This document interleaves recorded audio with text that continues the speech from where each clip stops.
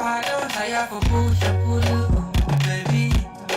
I feel to run your race up my jet. This got me feeling like deja. Girl, I'm loving your eyes. Baby, what you say? I'll look my way. I could make you famous. I know you got the fire. I'll make we take this higher. I don't wanna be your friend. Don't place me in the friend zone. Hello. I hope you're excited for today's show. If you're just joining us, welcome on board. Body right, cause it's better, baby. I feel to run your race over. Yeah, this got me feeling like deja. In your eyes. I don't hire for bullshit, baby. I feel to run your race over my jet. This got me feeling like deja. Girl, I've been loving your eyes. Man, can let me know about it. Man, can let me know about it. I like your waist, I like your face. The wolf and the honey maggot. Welcome to Your Health and You.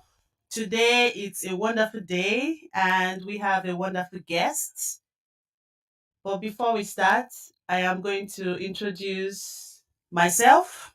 I am your host, Benedicta, and on this in the studio today we have our able producer, Joe, who is doing an awesome job here. Over my jet. This got me feeling like deja. Girl, I've been loving your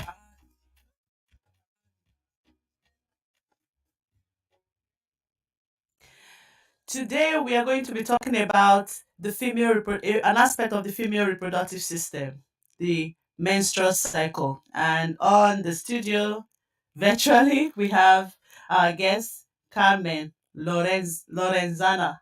I hope I got that right. Yeah, yeah, you If I did. got that right, Carmen, say hi. Yes. Awesome. So, Carmen, it's an honor to have you here today. I mean, thank you so much for agreeing to talk to us to educate us on the female menstrual cycle. I mean, this is something every woman, at least 95% of every woman goes through. I know there are some women who have issues with their menstrual cycle. Some don't even get it every month like, it's supposed to be, but it's a topic that I think should be brought to the public domain, and that's why we are doing this. So, thank you very much for coming on board. I would leave the floor to you. I want you to introduce yourself, tell us who you are and what you're doing and why you are doing what you're doing. Well, thank you, Benedicta, first of all, for the opportunity to be here in the program. Just want to make sure, can you hear me well? Yes, I can hear you very well. Awesome. Yeah. Well, yeah, my name is Carmen Lorenzana. I am originally from Mexico, but I've been living in Helsinki for the past 8 years. And I work as a menstrual cycle educator and coach. So I'm sure for many of you in the audience, this might be a new thing, maybe something that you have never heard before.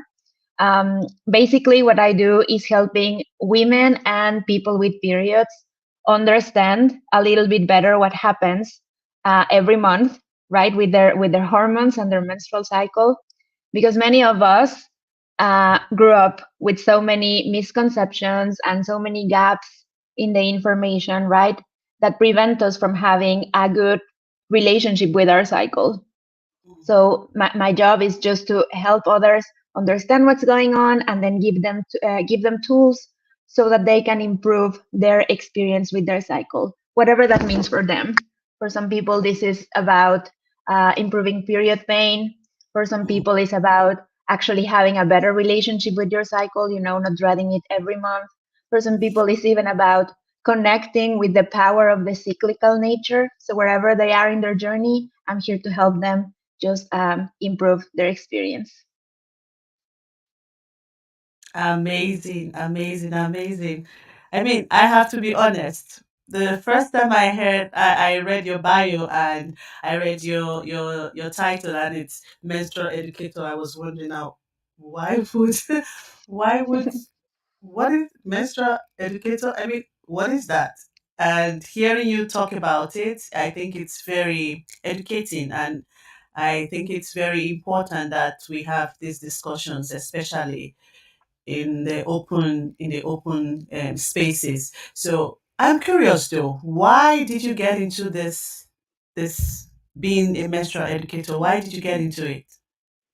Well, the short story is that I have a hormonal imbalance. It's Mm. called polycystic ovarian syndrome, PCOS. Maybe you've heard about this. This is Yes. actually quite a common thing.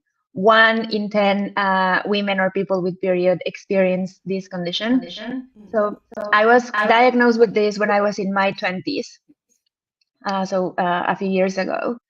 And I was put on hormonal birth control as a treatment for this.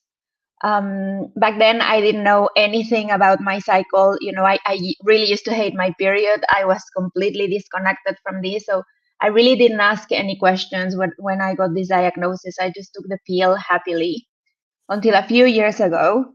My body started rejecting the pill. Mm. I started having all sorts of symptoms and complications. So I started researching for alternative treatments.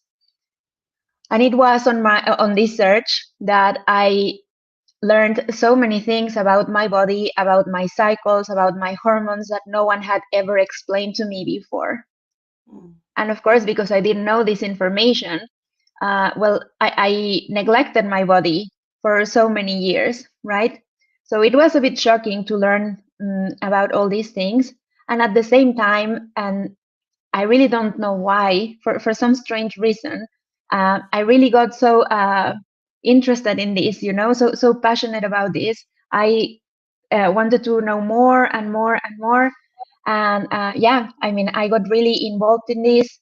I started sharing about what I was learning with friends, with family, and I realized that I was not the only one in this situation, right? The only one ignoring what was happening with her every month and not having the proper tools to address the challenges of the menstrual cycle. And I guess I took this as a call to action. Something inside me knew that I had to do something about it. I also learned back then that there is such things as menstrual educators and coaches. You can actually train and certify to help people in this regard. So, of course, this is something I really wanted to pursue. I traveled to the UK for a certification as a menstruality mentor. Then I certified as a fertility awareness teacher in the US. Yeah, and I've been just supporting people since then. Wow. I mean, there I know quite a few persons who are going through this POS at the moment, and I'm sure that this is a very welcome avenue for them to ask questions and also get the appropriate advice concerning their conditions. I also know that the menstrual cycle is not unanimous with everyone. Every woman experiences it differently depending on where you're at your stage of life. So before I jump ahead or skip the gun, what exactly is the menstrual cycle? Well, the menstrual cycle is this monthly process in which your body prepares to make a baby, whether this is in your plans or not. So, yeah, I think it's very important to mention that, right? So every Mm, month, your body goes through this process of mm, your endometrium, which is the uterine lining, this lining that covers the uterus, thickening, just in preparation for a potential um, embryo to implant there, and then to mm, nourish it and to grow it for the next 9 months. So, I mm, mean, in a nutshell, that's what the menstrual cycle is. And it's a mm. whole hormonal dance. Um, there are more than a dozen hormones involved in the cycle. Four of Okay. them are the most important ones. Mm, And this hormonal dance affects us every month. which Mm. beyond reproduction, which is something that most of us or many of us don't learn. Mm. So, what are the four most important hormones affecting menstrual cycle? Like you mentioned now, there are four Yeah. hormones. Yeah, there are lots of hormones affecting the menstrual Mhm. cycle, but you mentioned that there are four important ones. What are they? Yeah. Well, first of all, we have the FSH, the follicle stimulating hormone. So, Okay. when you are born, if you Mm. have a female body, when you are born with all the eggs.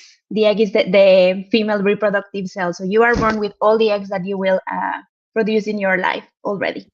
These Mm. eggs are in a dormant state. They are sleeping pretty much.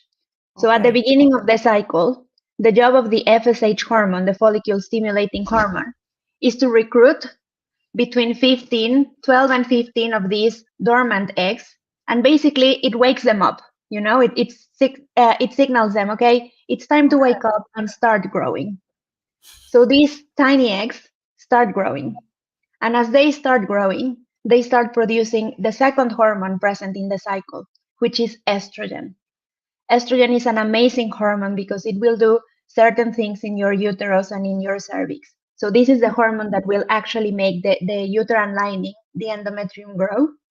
And it will also stimulate the production of estrogenic cervical mucus, which is Mm. the which is there for to help sperm survive and then Mm. reach the egg for a potential conception. Mm. So one of these eggs that are growing will grow more than the rest. We will call this the dominant follicle.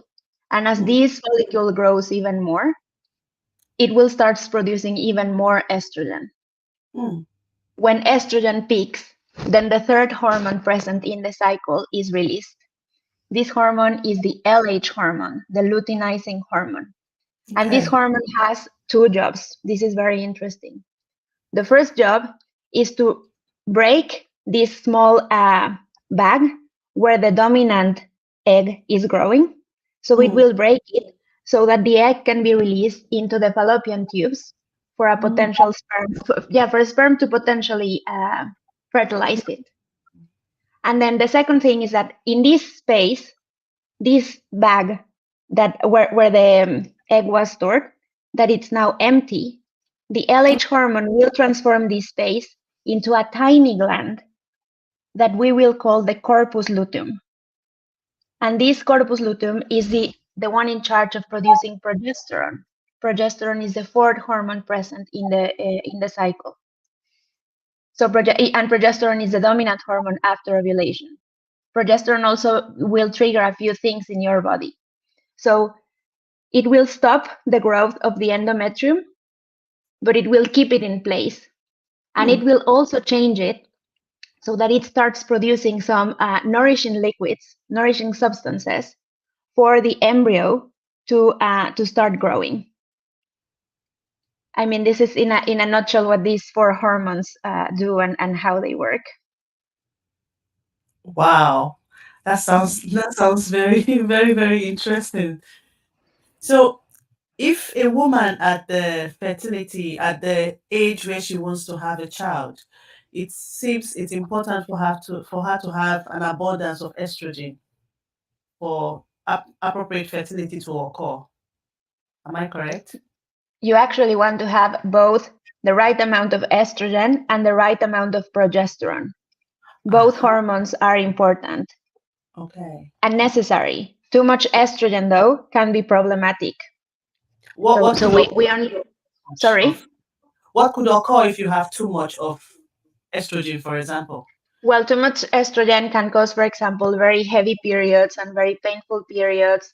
Mm. Yeah, some mental health issues as well, Mm. especially in the second part of the cycle.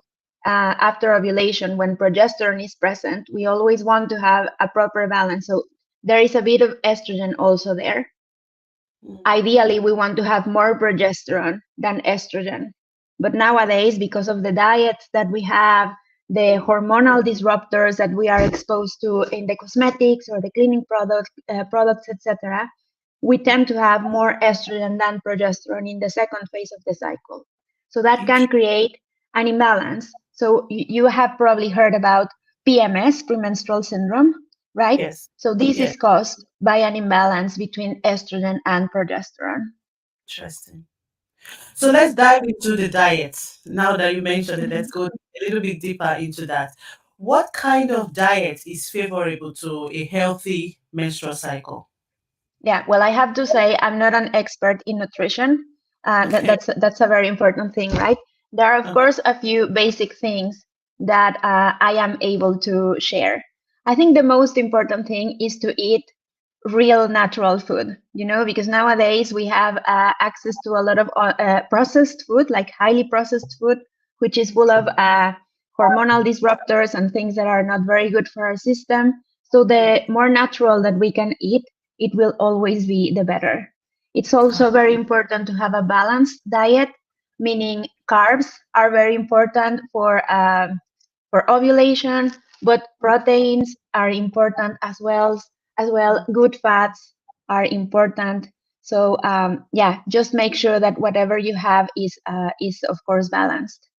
There are some experts who recommend to eat certain things depending on the phase of the cycle that you're in. So this is like cyclical way of eating, which is something very interesting and Mm, something that you can consider as well. So for mm, example, in the menstrual phase, of course, you will need a little bit more iron and magnesium. So mm, foods that boost or contain these nutrients can be a good idea. Just to give mm, you an example, but of course, if you're interested in learning more about cyclical eating, you can look for some experts. You can also contact me, and I'm happy to share more information about my colleagues. But yeah, I mean, the most important things are a balanced diet and eating natural, real food. interesting. So, what about exercising? What role does exercising play in the menstrual cycle? Well, exercising and moving the body, most importantly, is very important, of course, for the production of the different hormones, right? It can also help. Certain types of exercise can also help to reduce menstrual pain, which, by the way, menstrual pain is not normal. It's very common, and most of us experienced it. But we are not meant to experience period pain. If we have that experience, then that's a sign that the body is giving you to of something that you need to address, some sort of imbalance or something that might be behind. But Mm, of course, if you have menstrual pain, it's good to have some strategies to reduce it, and moving your body in a gentle way during mm, those days can be very important. Again, mm, there are some experts that recommend adapting your workout to the different phases of the cycle. So the menstrual cycle has four hormonal phases. Our mm, body changes depending on the phase of the cycle that we're in, and mm, our needs change depending on the cycle that we're in. So in the first half of the cycle, where estrogen is present and we have more physical energy and more strength, um, well, a workout that it's a little bit more challenging can be very beneficial. Whereas in the second half of the cycle, when progesterone is present and our physical energy starts to decrease, something a little bit more gentle like yoga, Pilates, or something like that can be good.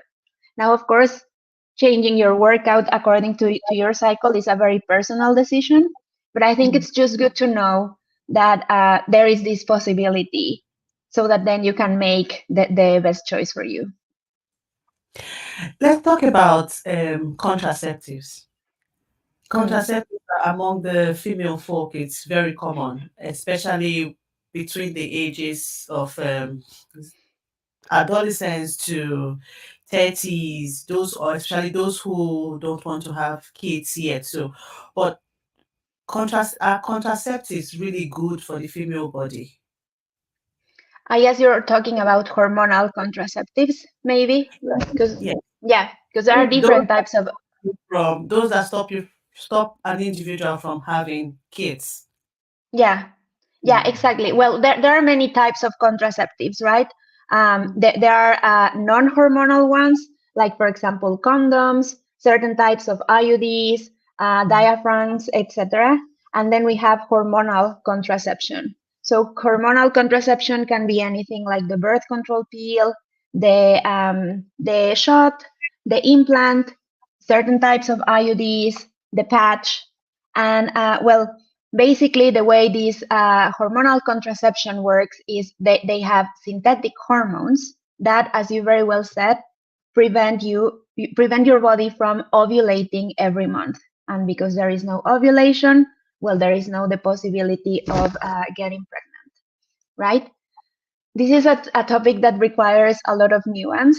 When we talk about it, it's definitely not black and white. Yeah. But it's very important to know certain things about hormonal birth control. Mm. So yeah, the first thing is that when you take the pill, and certain types of pill help you have monthly bleeding, the bleeding that you are experiencing is not a proper period.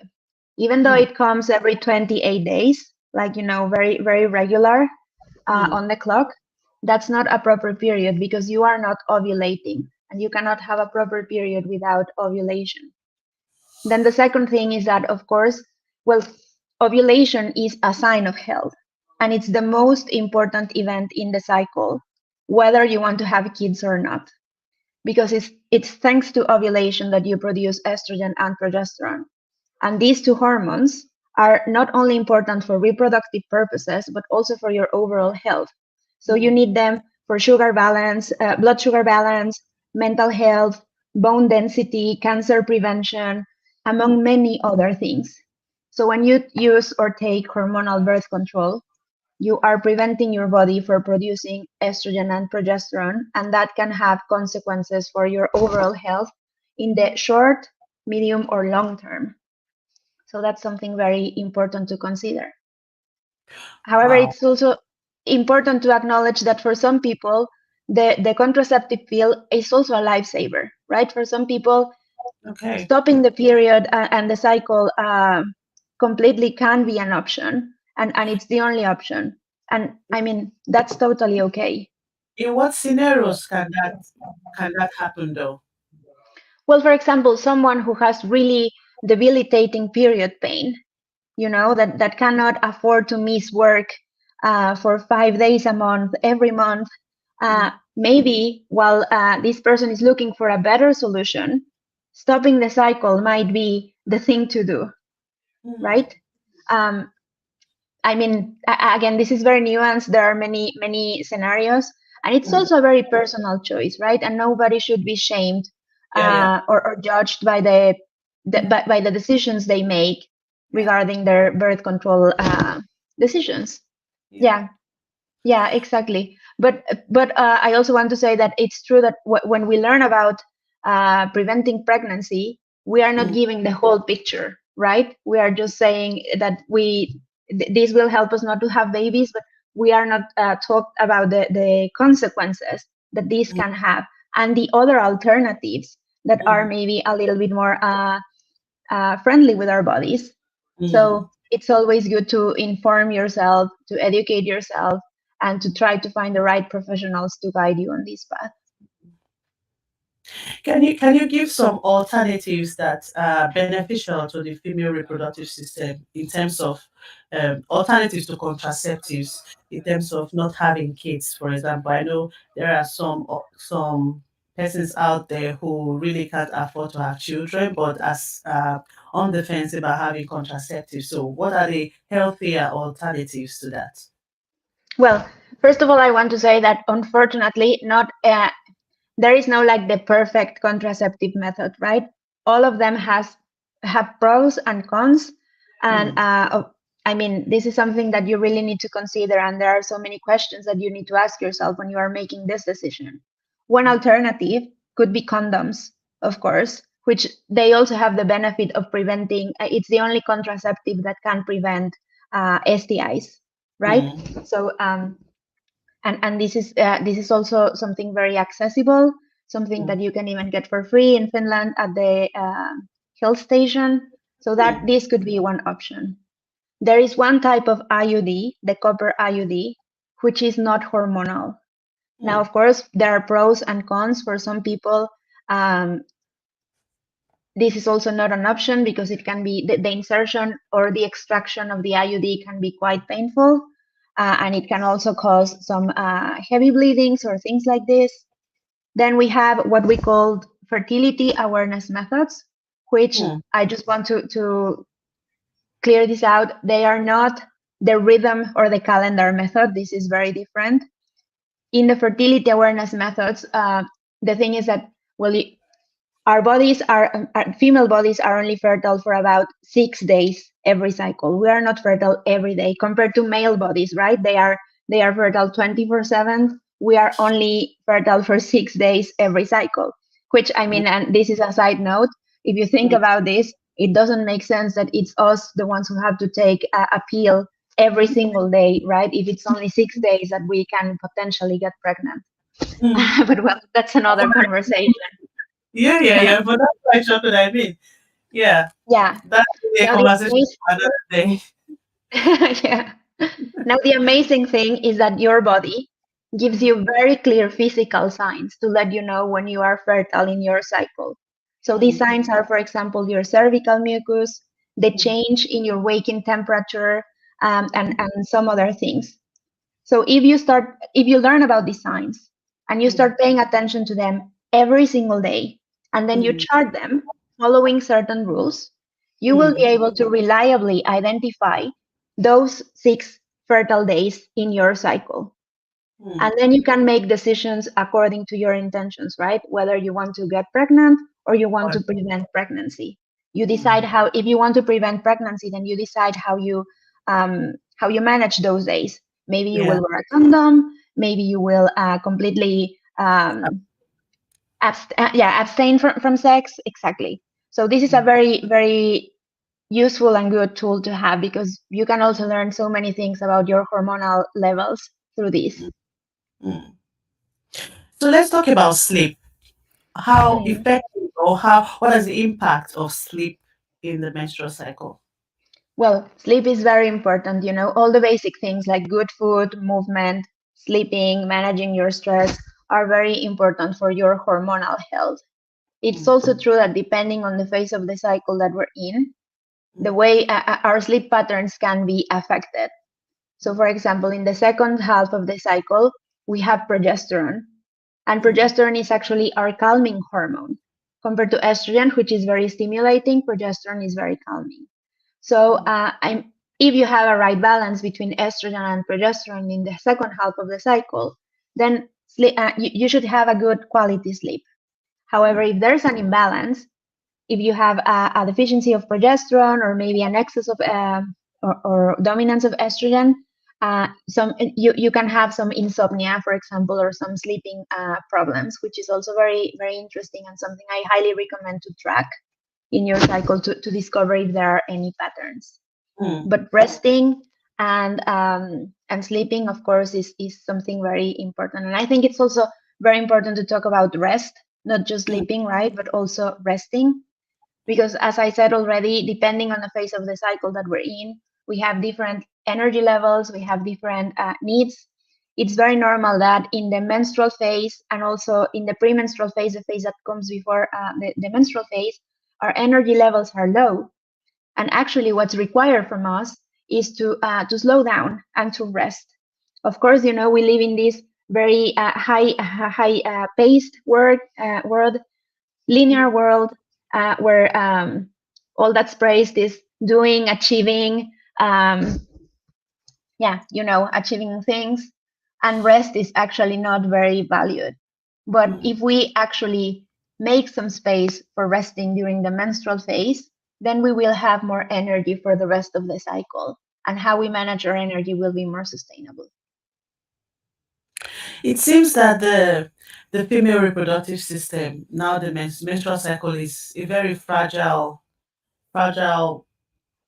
system in the body. I mean, it's there are a lot of factors, a lot of variables involved in its functionality. So, for an individual who is in a high-paced profession, having a menstrual cycle that is healthy and without any problems seems to be very slim.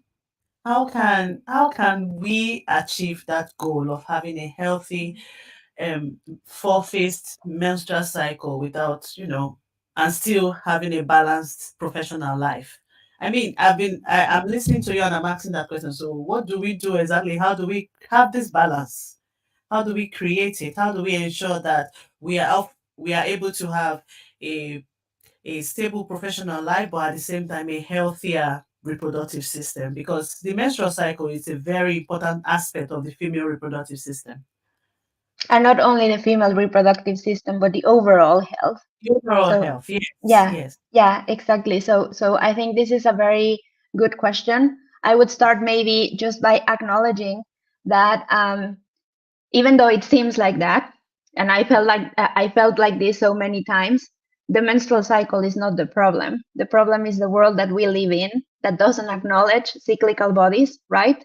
And that doesn't give space for our cyclical nature. Mm, So I think understanding that can bring a little bit of peace of mind. Then, of course, you still have to function in this linear world, right? And you have to find a way, as you very well say, to you have to find a balance between taking care of yourself and your cycle while still achieving your goals and just going to work and operating in this world. mm, Um, I would say that the first thing that comes to mind, and what I would like, maybe it's the main takeaway from this, is just start getting to know your cycle. Start mm, getting to know the way that you change every month, depending on the phase of the cycle that you're in. mm, And the way to do this is just to, well, learn a little bit about the four phases so that you can identify when you are in each phase. And then mm, just be curious and start paying attention to your energy levels, to your sleeping patterns, to mm, the kind of foods that you crave, to your mm, emotions, all these things, because all these things are affected by our hormones. So if mm, you actually track this, so if you find some way of recording this, maybe a journal, maybe an app, and you do this exercise for, let's say, 3 full cycles, mm, you will start finding patterns in each mm, phase of the cycle. mm, And we always say that you have different strengths in mm, certain phases of your cycle. You also have different challenges. These are very personal for you, by the way, because they depend on so many things. mm, mm, And you have different needs. Once mm, you get to know yourself, and the patterns that you have in each phase, then you can mm, start making tweaks maybe in your calendar. You can mm, start anticipating your needs so that mm, so that you can take care of yourself in the most challenging moments. That mm, could be a first step. mm, Paying attention to your cycle can also help you notice if there are any imbalances, especially if you start tracking your cervical mucus, your waking temperature, and all your fertility signs. This can be a mm, great tool to identify if you have some imbalance between estrogen and progesterone. And all this information gives you tools to then go to a medical professional and have a more effective conversation with them. You know, and all the basics. And I know this is very annoying sometimes to hear, but it's very true. Eat good food and eat well. Just make sure that you're nourished. Make sure that you are resting well, that you're managing your stress, that you're moving your body. All these mm, things that are really basic can mm, really make a difference in how you feel and in your hormonal health. mm. I Interesting. hope, yeah, I hope The this is next- answering your question. Yes, you've answered it and more and some. So, how does pregnancy affect the menstrual cycle? Because how you experience your menstrual cycle as a teenager and in your 20s and your 30s is very different from when you have a child. At least I have noticed a change in my menstrual cycle after having kids. So I I I I will backtrack a little bit. In my teenage years and before I had kids, I could tell you what my body was doing. But after having kids, I have no clue what my body is about. I have no clue what my menstrual cycle is doing right now. Like it's for me, I Do you feel it's mean erratic. yeah, do you mean you never know when it's going to come and I know when it's coming, but the way my body reacts to it is very different from when I have not had kids, yes. So I'm mm, curious to know if this is normal, if pregnancy changes the menstrual cycle? Well, pregnancy changes your body and your cycle, of course. Whether this is normal or not, it's not something I could answer right here, right now, because we would need to check your, your history. Maybe you would need to do some charting, like charting your fertility signs for a while, just to identify if there is some imbalance or something like that. Of course, if you have any questions about this and any concerns, it's always good to go to a professional, right? And have a proper conversation, because it could be normal, but it also could not be normal. I mean, I'm sorry, I'm not able to give you a more straightforward answer, but it's a little bit more complex than that. But it's Okay. true that that pregnancy changes the body and the cycle, of course, and it could be a long or permanent change, or it could be also a short term. I mean, I don't know when was the last time, or how old is your youngest kid. So yeah. My youngest is about 3. Okay, okay. Yeah, so it's been 3 years. I Mm, mean, I guess there are some changes that could still be happening, but it's mm, always best to get checked this by a professional, and most importantly, to start tracking your cycle. Maybe that's the thing that I could actually recommend you. Just start mm. taking notes. What happens before ovulation, what happens after ovulation, how you're feeling, because that will give you already a lot of clues and more information, so that when you visit a medical professional or Mm. a fertility awareness educator, you will have more information, right? To put the pieces together and understand what's happening. So on ovulation, is it normal to have pain when you're ovulating? Yeah, yeah. It's like we call that mid-cycle pain. Mm-hmm. And I mean, this pain is usually, it doesn't last for many days or very long. Not Okay. everyone experiences it, and you might experience it on some cycles, and then on some cycles it doesn't happen. That is Mm, normal. Yeah, okay. as well as having also some spotting, or some bleeding around the time of ovulation can be normal as well. Of course, if it happens for many days, or if it's heavy bleeding, then that's definitely not a normal thing. Mhm. But yeah, I mean, a mild pain and some spotting is a common experience in the ovulation. Why is it happening though? What is it doing? What is the body doing at that point where you feel that pain during ovulation? And sometimes I notice it's not always on one side of the on one ovary, on one side of the body. It could be left or right. It's always shifting. So what is the body doing at that point where you feel that discomfort Yeah, in well, sight of? it shifts. First of all, it shifts because you ovulate from one side, from different sides every month. Okay. And this happens, actually, this is a random thing. uh, People used to believe that it was one side and then the opposite side the next month, but now through research we know that this happens randomly. It doesn't happen like consistently. You know Mm. what I mean? Yeah. Mm. And well, the break of this follicle that I was explaining at the beginning to release the egg into the fallopian tubes Mm. can be what's causing the pain. Maybe due to some inflammation, or something like that, same as the blood. But again, it's a normal experience. It's a normal thing. Okay. Does it also come with, now I'm getting really, does it also come with pains in the anus area? I've Because heard I've had that. Yeah, conversations on, yeah. I've heard that from some clients. Yes, Hmm. yeah. But again, not everyone experiences this. Interesting, interesting, Mhm. interesting. Wow, if you're just joining us, this is Your Health and You, and we are speaking with Carmel Lorenzana. I hope I'm pronouncing it Yes, uh, you're pronouncing it really well.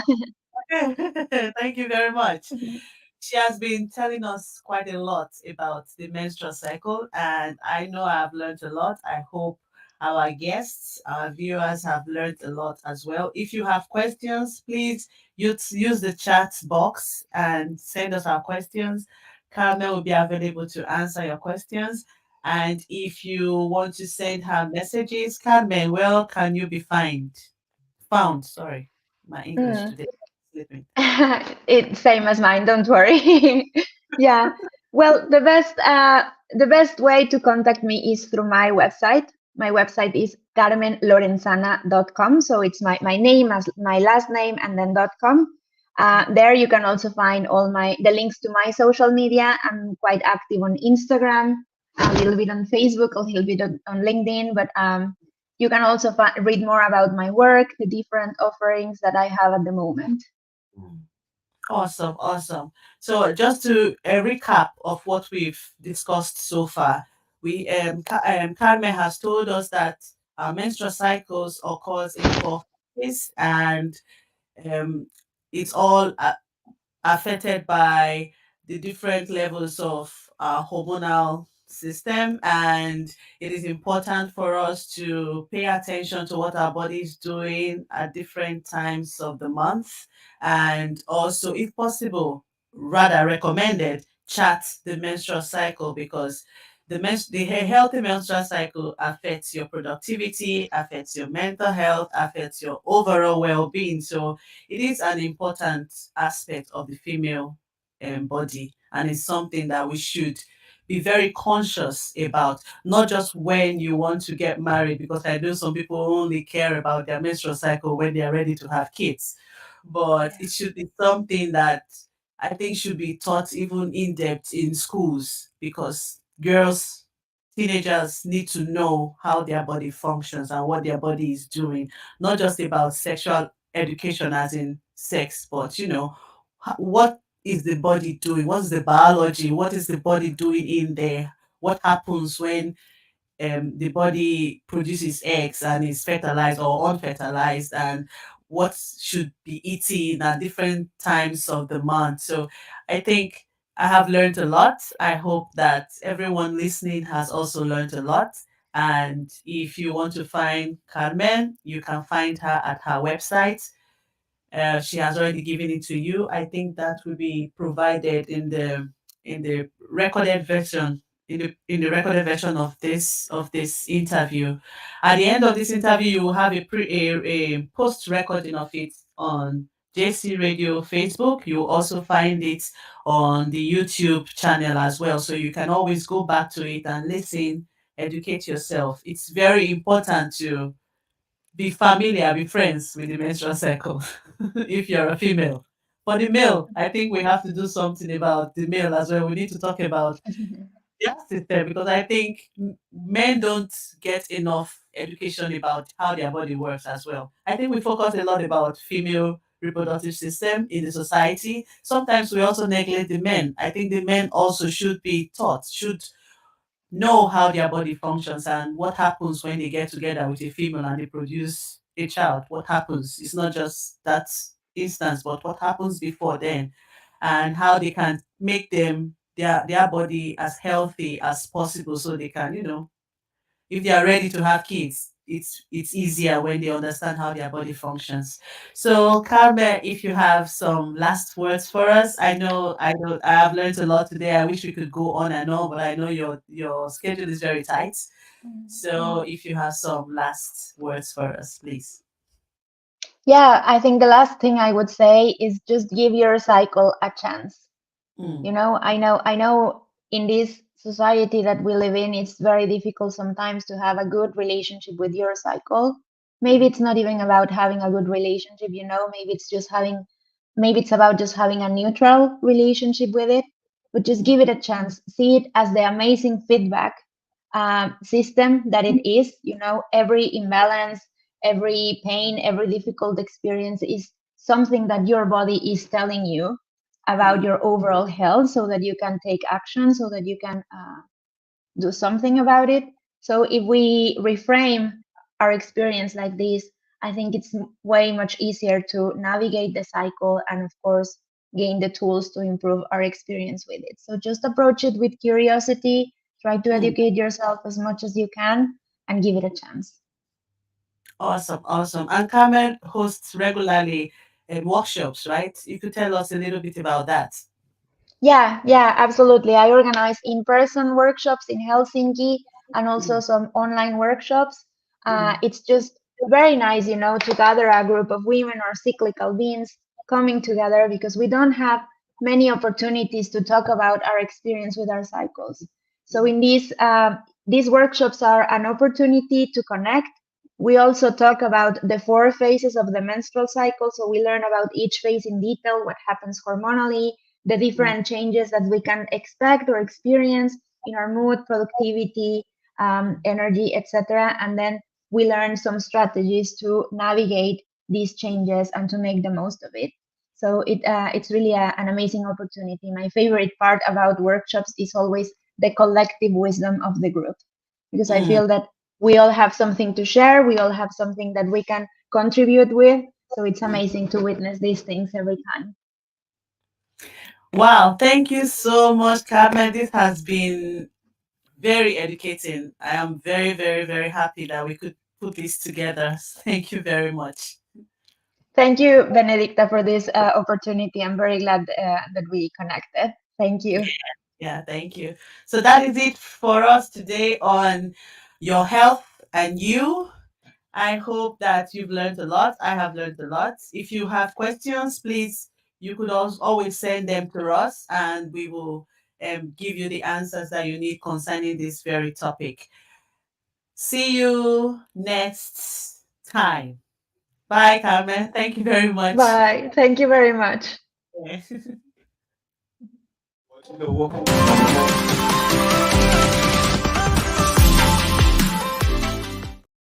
Òkè àgbà ní òkun, òkè àgbà.